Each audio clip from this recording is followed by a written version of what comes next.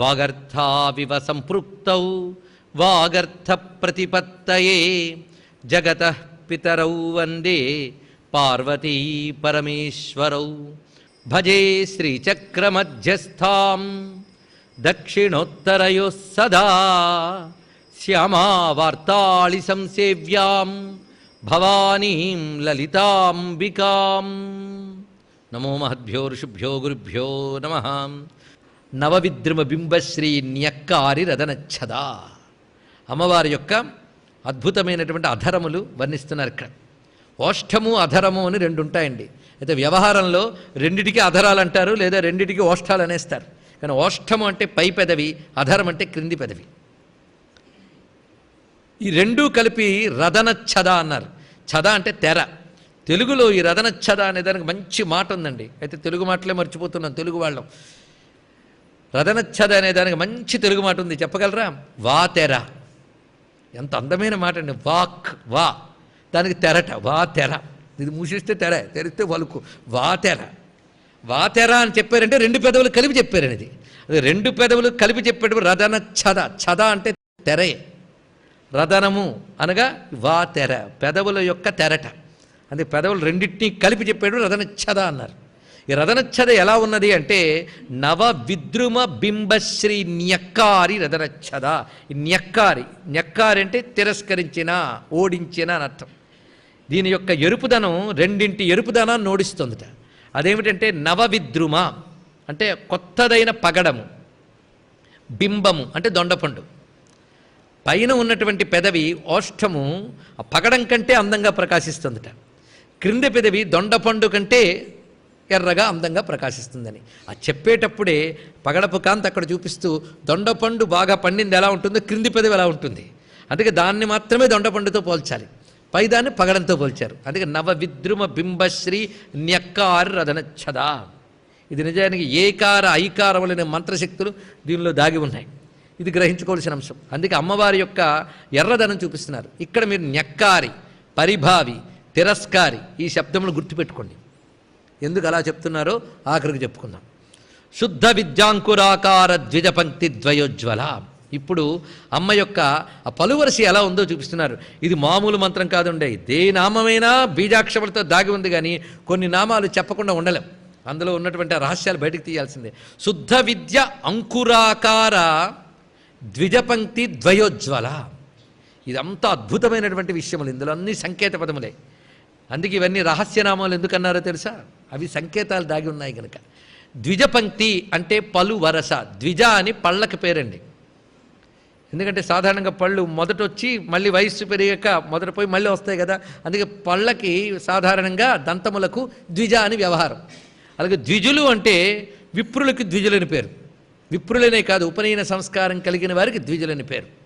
దీక్ష పొందక పూర్వం ఒక జన్మ, దీక్ష పొందిన తర్వాత మరొక జన్మ గనక దీక్షితులైన వారికి కూడా మనం ద్విజ శబ్దం చెప్పుకోవచ్చు. అమ్మవారి దీక్ష పొందినటువంటి వారు కూడా, సర్వవర్ణీకులకి కూడా అమ్మవారి దీక్ష ఉన్నది కదా, వారి వారి పద్ధతులను అనుసరించి. అప్పుడు వారికి దీక్ష పూర్వ, దీక్ష తర్వాత జన్మ అని చెప్పచ్చు. కానీ ద్విజ సంఖ్య సాధారణంగా వేదవేత్తలకే వ్యవహారం కనుక ఇక్కడ వేదవేత్తల అర్థమే స్వీకరించాలి ద్విజ అంటే. కనుక వేదవేత్తల వలె ప్రకాశిస్తూనే చెప్పచ్చు. కానీ ద్విజ శబ్దంలో రెండు అర్థాలు ఉన్నాయి కనుక మనం తీసుకున్నాం. దంతములు ఒక అర్థము, వేదవేత్తలు మరొక అర్థం, ఉపాసకులను మరొక అర్థం. ఏమయ్యా రెండు అర్థాలు ఎలా అన్వయింపబడతాయి అంటే ఇప్పుడు చూద్దాం. అమ్మవారి పలువరస ఎలా ఉన్నది? ద్విజపంక్తి అంటే పలువరస, శుద్ధముగా అంటే ధవళకాంతులతో తేటగా నిర్మలముగా ప్రకాశిస్తూ ఉన్నది. ఎలా ఉంది అంటే శుద్ధ విద్య యొక్క మొలకల వలె ఉన్నటువంటి పలువరస కలది. మళ్ళీ తెలుగులో జాగ్రత్తగా చెప్తున్నాను. మిగిలిన వాటికి చెప్పేటప్పుడైనా దొండపండు పగడము ఉంది కనుక వస్తువులు అర్థమవుతాయి. ఇక్కడ వస్తువులు ఏవి చెప్పలేదు. మల్లె మొగ్గల్లా ఉంది, మొల్ల మొగ్గల్లా ఉంది, ఇలాంటి కబుర్లు ఏం లేవు. ఇక్కడ పోల్చి చెప్తున్నది ఏమిటి? శుద్ధ విద్య యొక్క మొలకల వలె. ఇది చాలా రహస్యనామం. అందుకే ఇందులో శుద్ధ విద్య యొక్క మొలకల వలె ఉన్నటువంటి పలువరుసతో ప్రకాశిస్తున్నది అని. ఉజ్వల అంటే ప్రకాశం, పలువరుసతో ప్రకాశిస్తున్నది. అమ్మ పెదవుల నడుమ ఉన్నటువంటి పలువరుస అంత అందంగా ఉన్నది. శుద్ధ విద్య యొక్క అంకురములు. ఇక్కడే కొంచెం ఓపిక పట్టుకోవాలి మనం. ఇదేమిటో చూడాలి. ఇక్కడ శుద్ధ విద్య అంటే ఏమిటి? ఏమిటి శుద్ధ విద్య అంటే? విద్యల్లో కూడా శుద్ధ విద్య అంటే ఒక్కటే అర్థం అండి, బ్రహ్మ విద్య. బ్రహ్మ విద్య మాత్రమే శుద్ధ విద్య. మిగిలినవన్నీ లౌకిక విద్యలు. అందుకే పరావిద్య అని ఏదైతే చెప్పబడుతుందో కేవలం బ్రహ్మము గురించి మాత్రమే చెప్పి శుద్ధ విద్య. శుద్ధ విద్యకి ఒక నిర్వచనం ఉందండి, అది ముందు చెప్పుకుందాం. శుద్ధ విద్య అంటే ఏంటో చూడండి. సాభవతి శుద్ధ విద్య ఏదంతా హంతయోరభేదమితి. చూడండి ఏం మాట చెప్పాడు. ఇదంతా అదంతా భేదములు లేనిది ఏదో అది శుద్ధ విద్యట. ఇదంతా ఏమిటండి? ఇదంతా ఇదంతా అదంతా. ఇదంతా కరెక్టే, తెలుగులో ఇదంతా, సంస్కృతంలో ఇదంతా శబ్దం అంటే ఇదం. ఇదం అని చెప్పేది ఇదంతా. ఇదం అని మనం ఏం చెప్తున్నాం? చాలా సులభం అండి, ఇదే మొత్తం బ్రహ్మ విద్య అంత ఉంది. ఇదం అని మనం ఏం చెప్తున్నాం? సృష్టిలో ఏ వస్తువునైనా మీరు చూపించవచ్చు. ఇదం ఇదం ఇదం ఇదం ఇదం. ఇదం అంటే జగత్, మరొకటి కాదండి. ఇదం అంటే జగత్ అని అర్థం. జగత్తులో అన్నీ నాకు చాలా కనబడలేదండి, నిన్ను అక్కడికి తీసుకెళ్తే అక్కడ కూడా ఇదం అంటాం, అంతే కదా, అవునా లేదండి? ఒక ఆయన పాపం కొత్తగా హిందీ నేర్చుకునే పిల్లల్ని అడిగట్టాం, అయ్యా హిందీ నేర్పుతూ ఇక్కడికి రా అనడానికి ఏమంటారంటే ఇదరావో అన్నట్ట. అది ఒక్కడే వాడికి వచ్చింది హిందీ పదం. అక్కడికి వెళ్ళి అనడానికి ఏం చెప్పాలంటే అంటే అక్కడికి వెళ్ళి ఇదరావో అనాలన్నాడు అక్కడ. అలా మనకి తెలిసింది ఒకటే, ఇదం. ఇదం తప్ప మరొకటి లేదండి. ఇదం అండి, ఇది నిజంగా వాడు ఊరికిన హాస్యంగా అన్న సత్యం అండి. ఇది నేనే జోక్కి చెప్పలేదు. ఇది ఎందుకు చెప్తున్నామంటే ఎక్కడో ఉందండి తెలియదు కనుక అది అంటున్నాం, కానీ అదేనేది లేదు. నేను అక్కడికి తీసుకెళ్ళి పెడితే అది కూడా ఇదమని అంటాను. ఇదం అంటే ప్రపంచమే, ఇదం అంటే ప్రపంచమే. కనుక సృష్టిలో ఇదం ప్రపంచం, అహం పరమాత్మ. ఇంకొక్కటి తెలుసుకోండి ఇక్కడ, ఇది ఒక్కడి ఇంక తలచించుకోవడానికి ఇప్పుడు చాలు మనకి. ఇదం ప్రపంచం, అహం పరమాత్మ. ఇప్పుడు చూడండి, అహం పరమాత్మ గనక అహం అంటే అర్థం ఏంటి? నేను పరమాత్మని. నేను చూపిస్తున్నాను, నువ్వు ఇదం కనుక శరీరం కదా. ఇదం ఏం చెప్పాం? ఇదం జగదైనప్పుడు అహం పరమాత్మనప్పుడు ఇదమని నువ్వు చూపిస్తున్నావు ఎప్పుడు, ఇది అహం కాదనమాట. అది అర్థం చేసుకో, తెలిసిపోయింది. ఇదమన్ను వేది చూపిస్తున్నావు అదేది అహం కాదు, ఇదొక్కటి. అందుకే విష్పత్ప్రత్యయ అహం ప్రత్యయం, ఈ రెండు గురించి తెలుసుకోవడం బ్రహ్మసూత్ర భాష్యాల్లో మొట్టమొదట శంకరులు మొదలుపెట్టారు. కనుక ఇదమని ఏది చూపిస్తున్నావు అదేది నేను కాదు. అరే ఇంతవరకు నా శరీరమే నేను అనుకుంటున్నానే, అవునా? మరి శరీరం నేనని చూపిస్తున్నావా లేదా? నువ్వు చూపిస్తున్నా, అయితే అది నేను కాదు. ఇదం అయిపోయింది కదా, మరేది అది? ఇప్పుడు ఆలోచించు, శరీరం నేను కాదుట, మరేమిటి? ఇది పెద్ద చిక్కు. కనుక ఉపాధులన్నీ తీసేయి. ఇదమంతా తీసేశాక ఇదమంతా దేనివల్ల ప్రకాశిస్తోంది? అది అహంతా. అహం రూప చైతన్యమే ప్రపంచంలో అంతటా ఉన్నది. కానీ ఇదం అనేది ఉపాధి లక్షణం, అహం అనేది పరమాత్మ లక్షణం. ఇది ఒక్కటి తెలుసుకోండి. ఉపాధి అంతా ఇదమే, ప్రపంచమే, అవునా లేదా?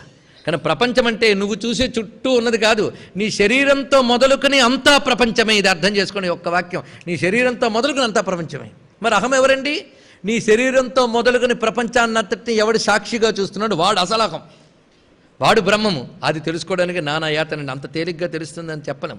నువ్వు శుద్ధ విద్య కదా, అంత తేలిగ్గా ఎందుకు తెలుస్తుంది? మనకంత మిక్స్చరే కావాలి. అసలు శుద్ధం వస్తే కళ్ళు తిరుగుతాయి. అందుకే శుద్ధ విద్య ఉన్నదే సామాన్యమైన అంశం కాదు. అందుకే ఇదంతా అహంత. ఇప్పుడు నువ్వేం చూసావు? ఓహో, అహం అంటే పరమాత్మ అనమాట, ఇదమంటే ప్రపంచం అనమాట. ఇప్పుడు పరమాత్మ వేరు, ప్రపంచం వేరు, అంతే కదా. ఇది చాలా చిక్కండి, వేదాంతం అంత తలచిక్కు మరొకట్లేదు. అందుకే మనం ఆలోచిస్తే చాలా సులభం, చాలా మధురం కూడా. కనుక ఇదంతా అహంతాలో ఏమీ తేడా లేదండి. ఇదంతా నువ్వు చెప్పేటువంటి ప్రపంచమంతా పరమాత్మ కాదు, అహమే పరమాత్మ. ఇది మనం పరిశీలిస్తే నెమ్మదిగా అహమ పరమాత్మ అని తెలుసుకున్నాకట అప్పుడు తెలుస్తుందట ప్రపంచమంతా పరమాత్మే అని తెలుస్తుందట. అయ్యా ఇందాక మీరు ఏం చెప్పారు? ప్రపంచమంతా పరమాత్మ కాదన్నారు, ఇప్పుడు ఏమన్నారు? ప్రపంచమంతా పరమాత్మ అంటారు. నేనన్నానా? సర్వం బ్రహ్మమయం జగత్, సర్వమున్నతని దివ్య కళామయం అంచు విష్ణు నందుల్లము చేర్చి అంటున్నామా లేదు? ఇదేనండి. ఒక్కటి ఇక్కడ తెలుసుకోవాల్సింది ఏంటంటే ఉపాధి దృష్టితో చూస్తే ఇదం, కానీ ఉపాధులన్నింటిలో చైతన్యముగా ఎవరు వ్యాపించి ఉన్నారో అది అహం. నీలో నాలో అందరిలో వ్యాపించింది. ఇప్పుడు చైతన్యం ఎవరు? అహం కదా. ఇప్పుడు చైతన్యం లేనిది ఎక్కడ? ఇప్పుడు చూడండి మీరు, చైతన్య విశ్వమంతా ఉంది కదా, చైతన్య దృష్టితో పరిశీలిస్తే ఏమైంది? ఇదంతా అహంతయే అని తెలుస్తుంది. అప్పుడు ఇదంతకి అహంతకి భేదం లేక చైతన్యం అనే దృష్టితో చేస్తే ఇదంతా అహంతయే అని తెలిసి రెండు లేవయ్యా, ఉన్నది ఒక్కటే అని తెలుస్తుంది. ఉన్నది ఒక్కటే అని చెప్పడానికి అద్వైతం అని అంటారు. ఈ అద్వైత విద్యని శుద్ధ విద్య అంటారు. ఆ శుద్ధ విద్యే అమ్మవారి నవ్వు. ఇది తెలుసుకోండి, ఇక్కడ చూపిస్తున్నాడు. ఇక్కడ శుద్ధ విద్యాంకురాకార ద్విజ పంక్తి ద్వయోజ్వల. అమ్మవారి నవ్వు చూస్తే నీకు జ్ఞానం రావాలయ్యా, అది ఇక్కడ విరుస్తున్నాడు. ఆ పలు వరుసలో శుద్ధ విద్య ప్రకాశిస్తున్నది అని. మరి పళ్ళు ఎలా ఉన్నాయి? చిన్న చక్కగా మొలకెత్తి మంచి పెద్ద పళ్ళుకో మరి చిన్న పళ్ళుకో ఆ చక్కటి మొలకల్లా ఉన్నాయట. అందుకు శుద్ధ విద్య యొక్క అంకురముల వలె ఉంది. అంటే శుద్ధ విద్య యొక్క ఉదయం, అంకురం అంటే ఉదయం, శుద్ధ విద్య యొక్క ఉదయముగా ప్రకాశిస్తున్నది. శుద్ధమైన బ్రహ్మ విద్యయే అమ్మవారి వదనములో ప్రకాశిస్తున్నది. ఇది చూపిస్తున్నారు. ఇక్కడ మనం మర్చిపోకూడదు అమ్మవారి ముఖమేంటో. చిట్ట చివరికి వస్తుంది కానీ ముందే చెప్పుకుందాం. అమ్మవారి ముఖం వాగ్భవకూటం. వాగ్భవకూటము అంటే జ్ఞానకూటం. జ్ఞానం ఇదంతా కూడా మన శరీరంలో కూడా జ్ఞానస్థానం ఇదేగా. అలా అమ్మవారి స్వరూపం జ్ఞానస్థానం. ఆవిడ ఇస్తే ఇక్కడికి వచ్చింది, ఆవిడకి అక్కడ ఉన్నదే అది. ఇది తెలుసుకోండి. ఆవిడ ముఖమంతా జ్ఞానస్వరూపం కనుక జ్ఞానంలో ఉన్నటువంటిది అసలు జ్ఞానం ఏంటి? శుద్ధ విద్య. అది అమ్మవారి నవ్వులో ప్రకాశిస్తున్నది అని చూపిస్తున్నాడు. శుద్ధ విద్యాంకురాకార ద్విజపంక్తి ద్వయోజ్వల. ఇంకొక అర్థాన్ని చూద్దాం. షోడశీ విద్యను శుద్ధ విద్య అంటారు. అది బ్రహ్మ విద్యయే, ఇంకోటి కాదు. అది కేవలం బ్రహ్మ విద్యయే. 16 అక్షరముల మహామంత్రం. ఈ 16 అక్షరాలు ఏంటి చెప్పండి, రాసుకుంటాం. నేను చెప్పను, మీరు రాసుకోకూడదు. ఇది గురుముఖత తెలుసుకోవాల్సినదే. అయితే షోడశి అన్నప్పుడు మళ్ళీను మామూలుగా పంచదశి అని ప్రసిద్ధి చెందిన మంత్రం చాలామందికి తెలుసు, దానికి ఒక్క బీజాక్షరం కలిపి షోడశి అంటారు. ఇది ఒక పంచదశి అని ప్రసిద్ధి చెందిన మంత్రం చాలామందికి తెలుసు, దానికి ఒక్క బీజాక్షరం కలిపి షోడశి అంటారు. ఇది ఒక పద్ధతి. కానీ అలా కాకుండా పంచదశిని ఏదైతే మనం 15 అంటున్నామో దాన్ని 3 కూటములు చేస్తే ఒక్కొక్క కూటం ఒక్కొక్క అక్షరమేట. అంటే 15 అక్షరాలు కలిపితే 3 అక్షరాలు అయ్యాయి. దానికి మళ్ళీ మరొక 13 బీజాక్షరాలు కలిపితే దానికి షోడశీ విద్య అని పేరు. ఇది పరావిద్య. శ్రీ షోడశాక్షరీ విద్య. అది ఇప్పుడు చెప్పేశాం చూసారా. ఒక నామం చెప్తే ఇంకో దగ్గర చెప్పక్కర్లేదు అనేది ఇందుకే. కనుక ఈ 16 అక్షరాల విద్య, 16 అక్షరాలే అమ్మవారి యొక్క స్వరూపం, మంత్రరూపం. అందుకే వాక్కు శబ్దం ఎక్కడి నుంచి రావాలి? వాగ్భవకూటం నుంచి కదా. కనుక ముఖంలోంచే కదా శబ్దం రావాలి, నోటి నుంచే కదా. కనుక నోటి నుంచి వచ్చేటువంటి ఆ మంత్ర విద్యయే అమ్మవారి దంతములుగా కనబడుతుంది. ఆ 16 విద్యలు కనుక 16 అక్షరములే అమ్మవారి యొక్క దంతముల వరుస. ఈ 16 ప్రతి దానిలో ఒక దళంలో 2 ఉంటాయట. కనుక 16 అక్షరంలో ఒక్కొక్క అక్షరంలో శివభాగం శక్తి భాగం ఉంటుంది అండి. ఈ శివభాగ శక్తి భాగములుగా విభజిస్తే మొత్తం 32 దళాలు ఉంటాయి దీంట్లో 16 అక్షరాల్లో. 32 దళాలే 32 దంతములుగా అమ్మ యందు ప్రకాశిస్తున్నాయి. ఇది పరిశీలించుకోవలసిన అద్భుతమైన అంశం ఇది. అలాగే శుద్ధ విద్యలోని చెప్పబడే విద్యలు కొన్ని ఉన్నాయని మనకి దత్తాత్రేయ సంహిత అనే గ్రంథంలో 32 శుద్ధ విద్యలు చెప్పారు. అవన్నీ కూడాను భాస్కర్ రాయల వారు చక్కగా ఉదాహరణలో మనకి చూపిస్తారు. 32 శుద్ధ విద్యలు. ఇది ఎక్కడున్నాయంటే దత్తాత్రేయ సంహితలో ఉంది. దత్తాత్రేయ సంహిత అని దత్తాత్రేయ స్వామి వారు అమ్మవారి విద్య గురించి చాలా అద్భుతమైనటువంటి గ్రంథములు రచించారు. మరి దత్తాత్రేయుడు అంటేనే బ్రహ్మ విద్యారూపుడు కదా. బ్రహ్మ విద్యారూపుడు ఏం చెప్తాడు? బ్రహ్మ విద్య చెప్తాడు. చూడండి, హయగ్రీవ స్వామి వారు చెప్తున్నారు దక్షిణామూర్త మంత్రం ఇచ్చాడు, దత్తాత్రేయుడ అమ్మవారి విద్యనంతరికి కల్పం రచించాడు మహానుభావుడు. అంటే మొత్తానికి దత్తాత్రేయుడు, దక్షిణామూర్తి, హయగ్రీవ స్వామి వారు కలిపి చెప్పిన విద్యయే శ్రీ విద్య. అది శ్రీ విద్యలో దత్తాత్రేయుడు ఉన్నాడు. ఆయనే అమ్మవారి ఆరాధన క్రమములు రచించారట. ఆయన మొత్తం 18,000 శ్లోకాల్లో దత్తాత్రేయ సంహిత రచించాడు. ఆయన అది రచిస్తే గురువుగా ఆయన్ని స్వీకరించి ఉపదేశం పొంది మొత్తం అమ్మవారి యొక్క అనుగ్రహాన్ని ఉపాసనాఖండం నుంచి జ్ఞానఖండం వరకు, ఉపాసనాఖండం అంటే ముందు జరిగిన సాధన, దాంతో జ్ఞానం అనుభవంలోకి వెళ్ళిపోయాడు. ఆ వెళ్ళిపోయిన శిష్యుడు, మహా గొప్ప శిష్యుడు ఎవరయ్య అంటే పరశురాముడు. ఆయన దత్తాత్రేయుని వద్ద శ్రీ విద్యా రహస్యములు తెలుసుకున్నాడు. ఆ గ్రంథం మనకి త్రిపుర రహస్యం అనే కథలో అదే వివరం వస్తుంది. కానీ అక్కడైతే కథాభాగంగా జ్ఞానభాగంగా చెప్పబడుతుంది చాలా విశేషములు. అద్భుతం త్రిపుర రహస్య గ్రంథం. ఎన్నున్నాయో అమ్మవారి విద్యలండి. శ్రీ విద్యకి సంబంధించిన గ్రంథరాశి దగ్గర పెట్టుకుంటే జీవితం చాలదండి. ఒక్కడే తెలుసుకోవాలి, జీవితం అంతా అదే పని చేసుకోవాలి. ఇంకేం కావాలి? కానీ జీవితం అంతా అందులో కొన్ని గ్రంథాలు చదువుకున్నా మరి జీవితం ఉండదు, అది తెలుసుకోండి. మరి పుట్టరు అటువంటి గ్రంథరాశి అదంతా కూడా.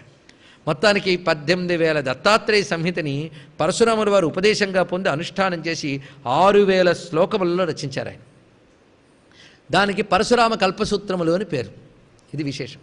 దాన్ని తీసుకుని చాలా చక్కగా పరశురామ కల్పసూత్రములుగా తీర్చిదిద్దిన వాడు సుమేధ అనబడేటువంటి మహానుభావుడు. ఈ పరశురాముని ద్వారా కూడా ఈ విద్యను గ్రహించి అందించాడు. అలా మనకి పరశురామ కల్పసూత్రములు ఈ సుమేధ ద్వారా మనకు లభిస్తున్నాయి. అసలు గ్రంథములు ఏమిటో మనకు తెలియవు.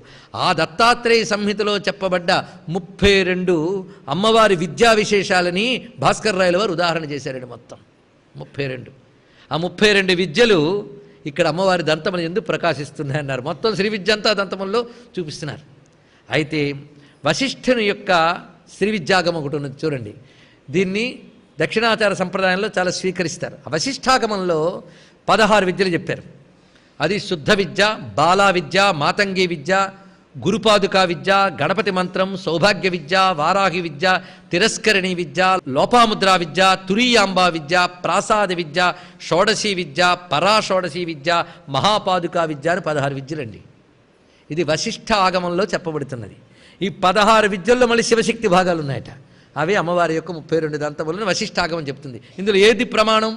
3 ప్రమాణమే. మనకి ఇప్పుడు అన్నీ ఇక్కడ స్వీకరించవచ్చు. అయితే ఇక్కడ కలి ప్రభావం చేత కలికల్మషాల నుంచి బయటపడడానికి పనికొచ్చే శ్రీ విద్యలో కూడా వాద వివాదాలు ఎక్కువైపోయాయి. అన్ని విద్యలలాగే ఏ సంప్రదాయంలో ఇది గోలైపోయిందండి. ఎవడైనా భక్తిగా వాళ్ళు గురువు చెప్పిన పద్ధతి ప్రకారంగా అనుష్ఠానం చేస్తుంటే ఎవడో మధ్యలో వచ్చి ఏమిటి మీ సంప్రదాయం, అది కూడదండి బాబు, అది వామాచారం అంటాడు వాడుకుడు. ఇంకోడొచ్చి అది దక్షిణాచారం అండి లేదా కౌళాచారం అండి. ఇది ఎక్కువైపోయండి ఈ మధ్యకాలంలో. అయిపోయి ఒకడినొకడిని నిందించడం, ఇంకోడిని ఇక్కడ మా సంప్రదాయం అది కాదండి, మీదే సంప్రదాయం అండి. ఇదొక మాట, చాలా తప్ప మాట అనకూడదు. ఎవరి సంప్రదాయం వాళ్ళకి శిరోధార్యం. ఇది గుర్తుపెట్టుకుంటే చాలు. ఏది గొప్ప సంప్రదాయం అంటే ఎవరి సంప్రదాయాన్ని వారు అనుసరిస్తూ ఇతర సంప్రదాయాన్ని గౌరవించడమే అసలైన సంప్రదాయం. అంతేగాని మన సంప్రదాయం ఒకటి ఇంకోటి సంప్రదాయం, ఇది అహంకారం వల్ల వస్తున్నాయండి. మా గురు పరంపర గొప్పది, నా ఉపాసన గొప్పది అనుకోవడానికి ఇవన్నీ కూడా రాజసమే. ఎంతవరకు అయితే బాహ్యం ఉంటుందో అంతవరకు రాజసమే.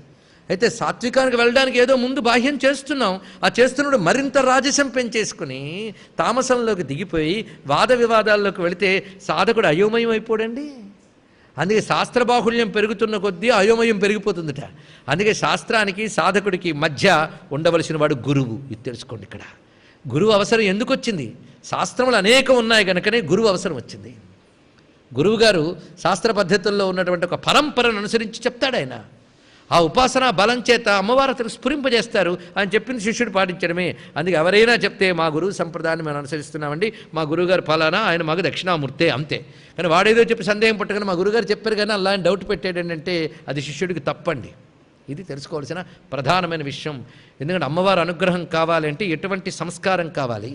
శ్రీమాతా అని పిలవడానికి అర్హత ఉండాలి అంటే అమాయకమైన పసితనం ఉండాలండి. ఆ భావనకు వెళదాం. అందుకే మొత్తం దత్తాత్రేయ సంహితలో చెప్పబడ్డ 32 శ్రీ విద్యా విశేషములు, అదేవిధంగా వశిష్ఠాగమంలో చెప్పబడ్డ 16 శ్రీ విద్యా విశేషములు, వాటి యొక్క శివశక్తి భాగములు, అలాగే మహాషోడశీ విద్య అని చెప్పబడుతున్న దాని యొక్క 16 అక్షరములు, వాటి యొక్క శివశక్తి భావములు, ఇవి 32 దంతముల యందు భావించవలసినది. తర్వాత ఎన్ని పలుకులు పలికిన నోట్లోంచి వస్తాయి కదా.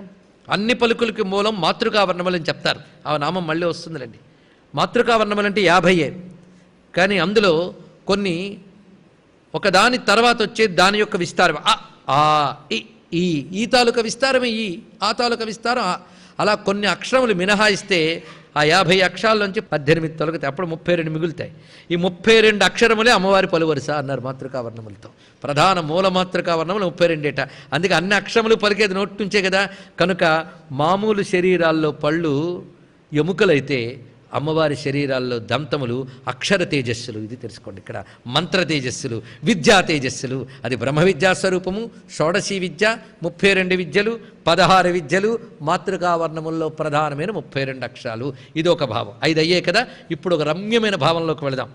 శుద్ధ విద్య అంటే నిజానికి మనల్ని బాగు చేయడానికి వచ్చిన విద్య శుద్ధ విద్య. మనల్ని బాగు చేయడానికి వచ్చిన విద్య ఏమిటి? వేదం. ఆ వేద విద్యను అనుష్ఠానం చేస్తూ అర్హత పొంది సంస్కారం పొందినటువంటి మహాత్ములు వేదవేత్తలు. అందుకే వేదం ఎవరిని ఆశ్రయించుకుంటుందయ్యా అంటే వేదవేత్తలైన విప్రులను ఆశ్రయించుకుంటుంది. అది విద్యాహవై బ్రాహ్మణ మాజగామ అని కదా వేదం చెప్తున్నది. అందుకే వేదవేత్తలైన బ్రాహ్మణులు వాళ్ళు ద్విజపంక్తి. ఇప్పుడు దీనికున్న అందం చూద్దామండి. ఎప్పుడైనా వేద పఠనం చేసినప్పుడు ఎలా కూర్చుంటారు అనేది ఒక సంప్రదాయం. వాళ్ళు ఎలా కూర్చుంటారంటే ధవళ వస్త్రములు ధరించుంటారు. శుభ్రమైన ధవళ వస్త్రములు, చక్కగా భస్మధారణ చేసుకుని ఉంటారు. తెల్లదనం, ఇటు ఒక వరస అటుక వరస కూర్చుంటారట. అలా కూర్చుని వేదము చదువుతూ ఉంటారు. అలాగే తెల్లని వస్త్రములు ధరించి వేదములు చదువుతుంటారు బ్రాహ్మణులు. ఇటో 16 మంది అటో 16 మంది కూర్చుంటే ఎంత అందంగా ఉంటుందో అలా ఉన్నాయట అమ్మవారి యొక్క పలు వరుస. ఎంత బాగున్నదండి ఇక్కడ, ఎంత అందంగా ఉన్నది. కనుక బ్రాహ్మణుల వరుస వేదాలు వల్లెవేస్తున్నాయి. అమ్మవారి యొక్క దంతముల వరుస సమస్త వేదవాంగ్మయాన్ని మనకు అందిస్తున్నది. అది ఇక్కడ సమస్త వేదములు వెలువడిన వాగ్భవ కూటమది అని గుర్తు చేయడం కోసం ఈ భావం. అందుకే ద్విజపంక్తి ద్వయోజ్వల అని చెప్పడంలో ఆ వైదిక సంప్రదాయం ఉట్టిపడేలా వశిన్యాది వాగ్దేవతలు చూపిస్తున్నారండి. అందుకు శుద్ధ విద్యాంకురాకార ద్విజపంక్తి ద్వయోజ్వల. ఇప్పుడు అమ్మవారి యొక్క నోటి దగ్గర ఎంతోసేపు ఉండాలి. ఆ దంతములు, ఆ చిరునవ్వు, దాని తర్వాత చుట్టూ ఉన్నటువంటి పెదవులు, ఇప్పుడు అందులోను తాంబూలం. కేవలం అందులో ఉన్నటువంటి పలుకులు మాత్రమేనా, అమ్మవారి నోటులో పరిమళం కూడా ఉందండి. అసలు వాక్కులకు పరిమళం ఉండాలి. అంటే ఏమిటి పరిమళం అంటే? ఇక్కడ సువాసన అని మాత్రమే అర్థం కాదు. ఇది చాలా అద్భుతమైన భావం, తర్వాత చూద్దాం. ముందు దీనికి భావం చూద్దాం. కర్పూర వీటికామోద సమాకర్ష దిగంతర. ఇప్పుడు దంతములు భావించినప్పుడు మరొక రహస్యం కూడా చెప్పుకుని ఇందులోకి వెళ్ళిపోదాం. దంతములు ప్రజాపతులు దంతములుగా వచ్చారు అమ్మవారి శరీరంలో. చూడండి ఇక్కడ. అందుకే దంతములు భావన చేసామంటే ప్రజాపతుల శక్తులన్నిటికీ నమస్కారం. ఇది విరాట్ విగ్రహంగా చెప్పడం. ఒక్కొక్క దానికి ఎన్ని కోణాల్లో వెళుతున్నాయి. కర్పూర వీటికామోద సమాకర్ష దిగంతర. అమ్మవారు తాంబూలం వేసుకున్నారండి. ఆ తాంబూలం పేరేమిటి? కర్పూర వీటిక. ఊరికిన తమలపాకు చుట్టేసినంత మాత్రం తాంబూలం కాదండి, దానికి ఒక పద్ధతి ఉండాలి. ఇలాగా అమ్మవారికి ప్రేమగా పూజ చేసేటప్పుడు ఏదో తమలపాకులు పడేసావు, ఏదో పూజ చేసావు, ఏదో పువ్వులు విసిరేసావని కాకుండా అమ్మవారికి సమర్పిస్తున్నామని భావంతో చెయ్యాలి. అప్పుడే నిజమైనది. ఏదో చేయొద్దండి. ఏదో చేయలేనప్పుడు ఆపేయండి. చక్కగా చేయాలి ఏదైనా. ఎలా ఉండాలో కర్పూర వీటిక. కర్పూర వీటిక అంటే ఎలా ఉండాలో లక్షణం ఉందండి. అది ఇలా శ్రద్ధగా ఒక్కొక్కటి సమకూర్చుకోవాలి.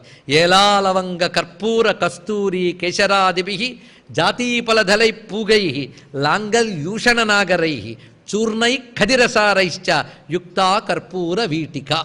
కర్పూర వీటిక డెఫినేషన్ అండి ఇది. ఇలా ఉంటేనే కర్పూర వీటిక. అంటే ఏదో తమలపాకులు ఇచ్చి తాంబూలం పెట్టేయండి అంటే లాభం లేదు. అమ్మ అక్కడ వక్కలు ఉంటే పడేయండి, అక్కడ వక్కపొడి ప్యాకెట్ ఉండేది పెట్టేయండి, అది కాదు. అది ఇచ్చే తీరు చూడండి ఎలా ఉండాలో.